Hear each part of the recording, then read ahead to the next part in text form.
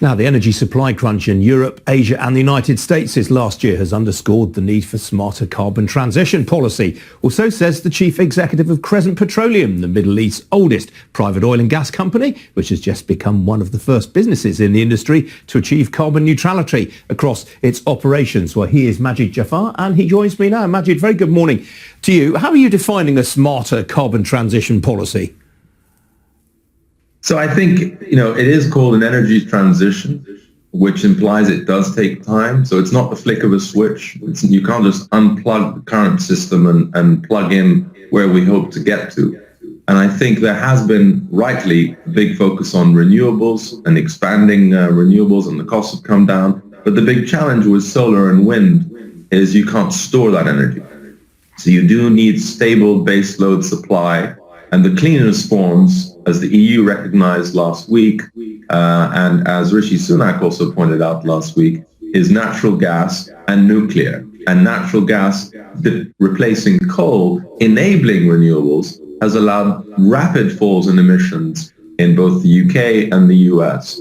The challenge is there's been underinvestment in gas and oil. If we look at Europe compared to 2008, investments down by 30% and production's down by 30%. And in the UK, those figures are 50%. So I think Rishi Sunak pointing out the need to keep investing in natural gas in particular is very important. The other thing also, which you've talked about, is storage. So the UK getting rid of most of its gas storage 5 years ago, the rough field, and now only having a few days of storage contributes to these spikes in prices that we've been seeing.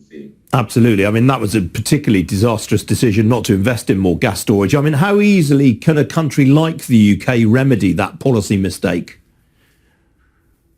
So I think it can be remedied. I think what we do need to hear is consistent messaging that actually natural gas and the surrounding infrastructure are critical parts of the transition. There are those who ideologically don't want any gas or even nuclear, but unfortunately they don't have a proposal for what to do when the wind doesn't blow, which happened this past winter. And then you become more dependent on imports, and you have the price spikes that we've been seeing. And ultimately, if climate policies make people poorer and colder, they won't be accepted. And we can't afford that. The planet can't afford that. So to have successful climate policies, you've got to ensure security of supply and affordability, as well as moving for cleaner and cleaner. And by cleaner, whatever will reduce emissions as quickly as possible is what's important, not ideologically ruling out this form of energy or that form of energy. Well, absolutely. I mean, you've called in the past for developed countries to support the transition in emerging economies. What sort of things do you have in mind? Do you mean financial support, or do you mean lending technical expertise?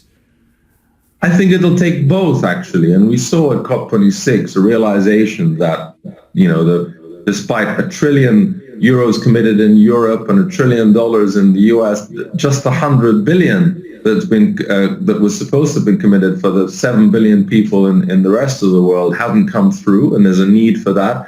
But also the structures and the expertise to enable that transition. I mean, in the Middle East, where we've been producing for 50 years now, we've transitioned from oil to gas. We're now 85% gas. And we worked at reducing our emissions and our methane emissions and our flaring to almost zero, and then offsetting the rest with carbon credits supporting wind power in China and Mongolia to achieve net zero last October, not in 2050.